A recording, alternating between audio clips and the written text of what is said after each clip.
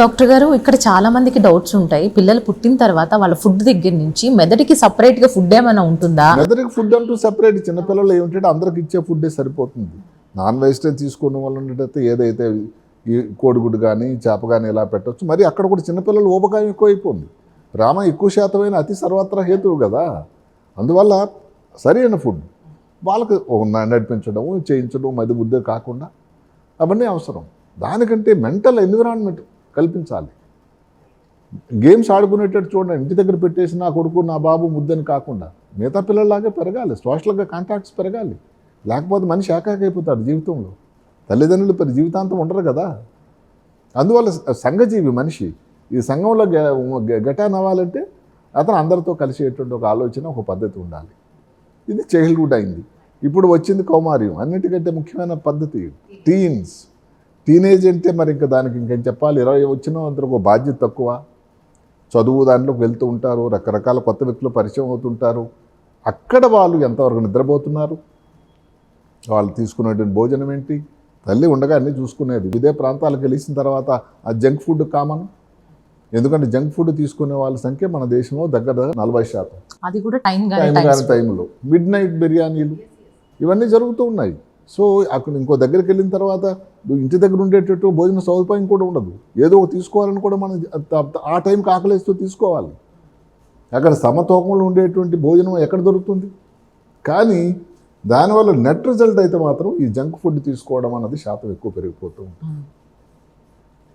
అదే కాకుండా ఊబకాయం దగ్గరకు ఇంతకుముందు పాతకాలంలో ఏమిటంటే ఈ పట్టణ ప్రాంతాల్లో ఉండే వాళ్ళలో ఊబకాయం అనేవాళ్ళు. ఇప్పుడు పల్లె ప్రాంతాల్లో కూడా ఊబకాయం ఎక్కువైందండి. ఎందుకంటే అక్కడ కూడా మీరు జంక్ ఫుడ్ చూస్తున్నారుగా. దగ్గర 40-42% స్త్రీ పురుష భేదం పెద్దగా లేకుండా ఊబకాయం ఎక్కువైంది. ఊబకాయం అంటే ఒబేసిటీ. ఈ మధ్యకాలంలో దాని గురించి ఒక పెద్ద యాడ్స్ కూడా, ఒబేసిటీ ఈజ్ ఎ డిజీజ్, అదొక వ్యాధి.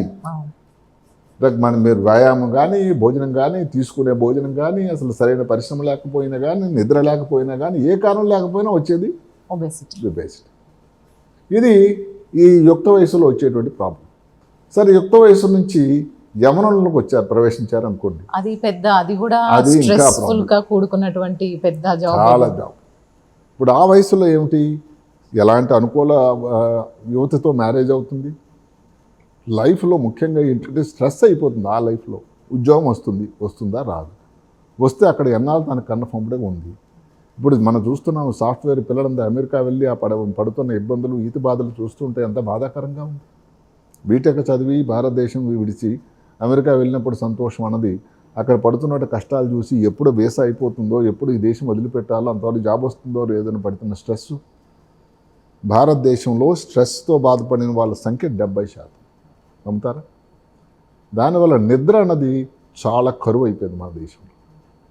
జపాన్ అనేది ప్రపంచంలో తక్కువ నిద్రపోయే దేశం అయితే 2వ స్థానం భారతదేశం.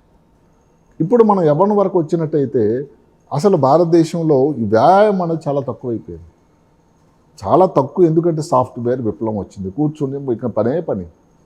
అసలు వాళ్ళకి 8 గంటలు అదే జ్ఞానంతో అసలు తన కోసం కొంచెం సేపు అయినా కేటాయించడానికి అవకాశం లేకుండా అయిపోయింది. 50% మందికి వ్యాయామం లేదు. ఏదో కారణం వల్ల పోస్ట్పోన్మెంట్, వారాంతంలో చేద్దామని. వారం వస్తుంది, ఏదో శ్రీమతి ఏదో ప్రోగ్రామ్ ప్లాన్ చేస్తుంది, అయిపోయింది ఆ వారం. మొత్తం మీద ఏమిటి అంటే ప్రపంచ ఆరోగ్య సంస్థ కూడా చెప్పేది ఏమిటంటే కనీసం రోజుకి 20 నిమిషాలు నడక చేయండి. ఈ మధ్యకాలం ఇంకో దగ్గర వీడియో చేశాను, జపనీస్ వాకింగ్ అని. మీ ఆఫీసులో చేసుకోవచ్చు, ఇంటి దగ్గర చేసుకోవచ్చు, టెర్రస్ మీద చేయొచ్చు. 3 నిమిషాలు ఫాస్ట్గా నడవండి, తర్వాత 3 నిమిషాలు స్లోగా నడవండి, 3 నిమిషాలు ఫాస్ట్గా నడవండి, 3 నిమిషాలు స్లో. అలాగ ఒక 6 సైకిల్స్ అంటే ఎంత అయిందండి? 5 సైకిల్స్ అంటే అరగంట అయిపోయిందిగా. చేయాల్సిందల్లా మనసు ఉండాలి. మనసు ఉంటే ఎన్నో మార్గాలు ఉన్నాయి. కానీ జరుగుతున్నది మాత్రం అది లేదు. దానివల్ల నా స్ట్రోక్ కానీ, బ్లడ్ ప్రెషర్ కానీ, గుండె జబ్బులు కానీ ఇవన్నీ నా తాలూకు నేపథ్యం చాలా పెరిగిపోయింది ఈ వయసు వాళ్ళకి. సరే, మనం వృద్ధాప్యంకి వచ్చాం. వృద్ధాప్యంకి వచ్చేసరికి ఇబ్బందులు వేరే ఉన్నాయండి. పిల్లలు అమెరికా వెళ్ళిపోయారు, ఇంగ్లాండ్ వెళ్ళిపోయారు, ఒంటరితనం, ఏదో కారణం వల్ల భార్య చనిపోయింది, భార్య ఉన్నా కూడా ఆమెను వీక్ అయిపోయారు. అప్పుడు ఆ ఒంటరితనం అనిపించే తాలూకు ఇబ్బంది. ఎందుకంటే ఆ సోషల్ కనెక్టివిటీ తగ్గిపోయింది. కాబట్టి అందరూ సోషల్ కనెక్టివిటీగా ఉండే ప్రదేశాల్లో ఉండాలి. గేటెడ్ కమ్యూనిటీస్ లాంటి ఎవరో వచ్చి పలకరిస్తారు, ఎలాగున్నారు వెంకటరావు గారు, సుబ్బారావు గారు అని అందరితో కలుస్తూ ఉండాలి. అక్కడ ఏదో సంపాదన ప్రాతిపదిక కాకుండా యాక్టివ్గా మెదడు యాక్టివ్గా ఉండాలి.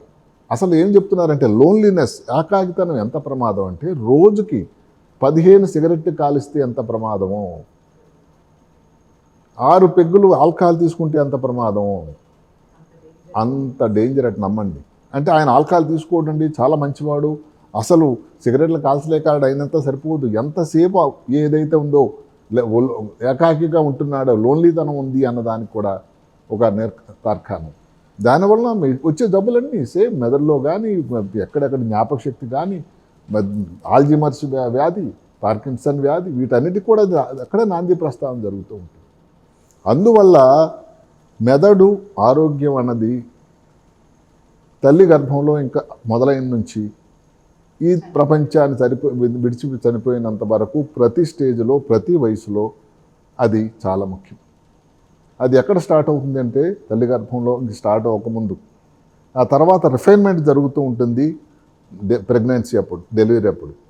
చిన్న వయసులో దానికి పునాది పడుతూ ఉంది, పెద్ద వయసు వచ్చేసరికి దానికి కనబడాలి. అంటే ఏమిటి, ఇది ఒక దగ్గర ఆగిపోయింది, ఇది ఒక చిన్న మైలు రాయి, ఇక్కడతో ఇంకా పని లేదు, అవసరం లేదని కాదండి. ఇదంతా కంప్లీట్ జర్నీ. ఇది ఈ జర్నీ అంతటా కూడా ఏదైతే మనం చెప్పుకున్నామో ఇదంతా ఒక ప్రచారం. ఇది ఏదైతే బ్రెయిన్ హెల్త్ డే అన్నది అన్ని వయసుల వారికి, వాళ్ళకి ఏ కులం వారు, ఏ మతం వారు, ఏ ప్రాంతంలో ఉన్నారు, పేదవార భాగ్యవంతులని కాదు, ప్రతి వాళ్ళకి బ్రెయిన్ ఆరోగ్యం, మెదడు ఆరోగ్యం గురించి ఒక అవగాహన, ఒక ఆలోచన, వాళ్ళకు ఉండేటువంటి విషయాల తాలూకా యాక్సెసిబిలిటీ అంటాం, వాళ్ళకి అందుబాటులో ఉండాలి, చెప్పాల్సిన బాధ్యత మనది. దానికి ఎంతో సామ్యవాదంగా దానికి ఒక దీనిగా కూడా ఆలోచించాల్సిన అవసరం కూడా ప్రభుత్వానికి ఉంది. ఇది అంతా ఒక సామూహికమైనటువంటి ఒక బాధ్యత. అందువల్ల బ్రెయిన్ డే అని తాలూకు ముఖ్యత నేను అనుకోవడం ఈ సంవత్సరం అన్నిటికంటే తరతమ భేదాలు లేకుండా అందరికీ అందుబాటు చేసేటువంటి, దానికి పునాది పడేటువంటి ఈ వ్యవస్థలన్నీ కూడా కల్పించడం అన్నది సమాజంలో మనం, తల్లి, తండ్రి, ప్రభుత్వం వాళ్ళు అందరూ కలిపి చేయాల్సిన అవసరం ఉందని నా ఆలోచన.